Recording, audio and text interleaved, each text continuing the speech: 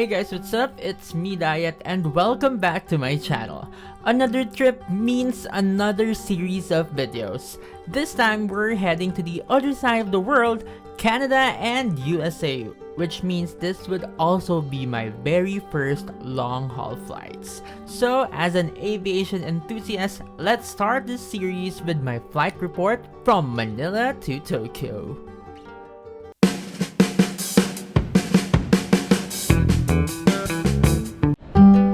Good morning from Terminal 3 of Manila's Ninoy Aquino International Airport. For the first of my two flights, I will be with All Nippon Airways to Tokyo, Haneda. Check-in counters opened 3 hours before departure time, but the line started building up about an hour prior to that. Since I have an elder companion, we were able to utilize the priority lane, and it only took us under 30 minutes from check-in until the final security check. Thanks to my credit card, we have access to the Fags Lounge, the bigger lounge compared to the Marhaba Lounge that was featured in my previous trip. There are more seating options here for both solo travelers and families, plus more toilet and shower rooms available.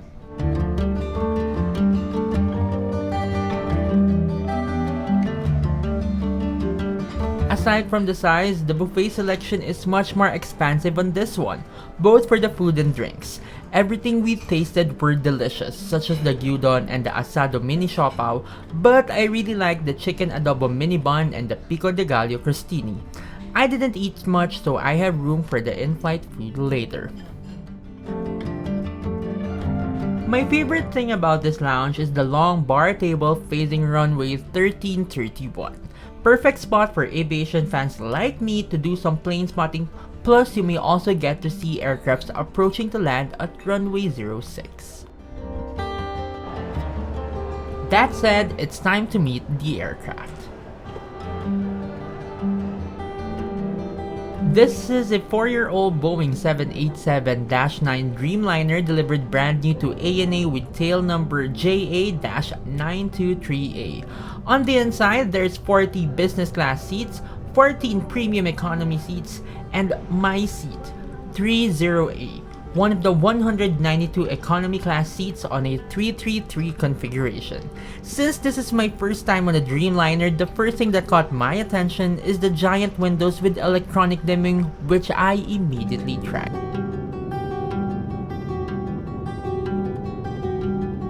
Each seat features an in-flight entertainment with a USB port, remote, coat hook, footrest, adjustable headrest with a leather cover, and universal power port, which I prefer to be in front of me rather than under. On the seat pack pocket, there's the headphones, the safety instructions card, an air sickness bag, plus the blanket. There's also an adjustable bifold tray table with cup holder. Sadly, no individual air vents were installed above. The plane doors were closed early, but due to the usual traffic in Manila, we were able to take off 30 minutes after. In the meantime, kindly enjoy our takeoff from runway 24.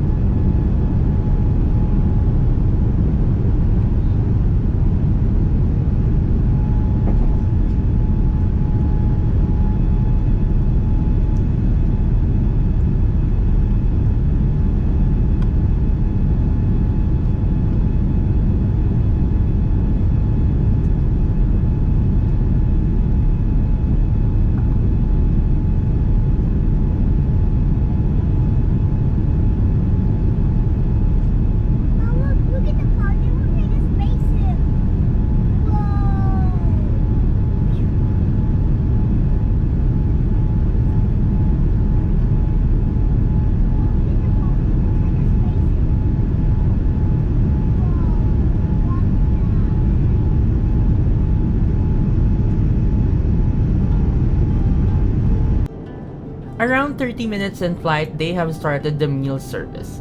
There were two options available: deep fried whitefish and mushroom sauce with steamed rice, and sauteed pork with mushroom cream sauce. Metal cutleries were provided, which are very much appreciated. Between the two, I preferred the pork over the fish, but either choices were flavorful. And the signature noodles is one of my faves. No doubt, ANA serves delicious food in flight. In case you wanna know, you could check the menu for your upcoming flight on their website. The ice cream dessert do come as rock solid, so let it sit out for a while if you don't wanna wrestle just to get some. Now let's explore the lavatory. The size is just the average, though aside from the usual amenities, two things that stood out for me is this full body mirror and the Japanese style bidet installed, which make things a lot easier. And to be more sanitary, the flush could be operated with a wave on the sensor. In-flight Wi-Fi is also available, but I wasn't able to try it as I find it a little too expensive, especially that it's just a 4-hour flight. Now, since it's dark outside, no view can be seen, so just enjoy this landing view from the IFE as I give my final thoughts for this flight. As someone who is frequently a low-cost customer, I come to the flight without any expectations. And with ANA as one of the leading airlines in the world, no doubt this would have been a very pleasant experience. For starters, check-in is such a breeze as they opened on time, though I wish they practiced the Japanese way of bowing to welcome passengers as the counters open. One thing to note though was while we were on the way already to the gate from the lounge, we were paged at the airport. Turns out it was for priority boarding as it was about to commence. Quite strange as we have waited for one of the ground attendants to pick us up from the lounge, so maybe it would be better if they communicated better. Also, I felt that the cabin is quite hot during boarding, but the temperature improved once the engines were turned on. Aside from those minor comments, it's a very pleasant experience. The seat is very comfortable, especially the generous legroom and footrest. The food is delicious and serving size was just right. The cabin crew as well were very helpful and hospitable. They also asked us to the plane last so they could assist from the seat to the doors of the plane where a ground attendant with wheelchair was waiting. To add, the ground attendants assisted us all the way from immigration to baggage carousel and storage up to the train going to downtown Tokyo. Not just at the train platform but the train itself. If that's not hospitable service, then I don't know what is. No doubt I will choose ANA again in one of my future flights. Now it's time to rest because tomorrow we will take our flight to the North America with United. So watch out for that flight report. And as with always, the vlog has to end right here. Thank you guys for watching. If you like this, go ahead and give it a thumbs up and do not forget to subscribe. Till next time, bye bye!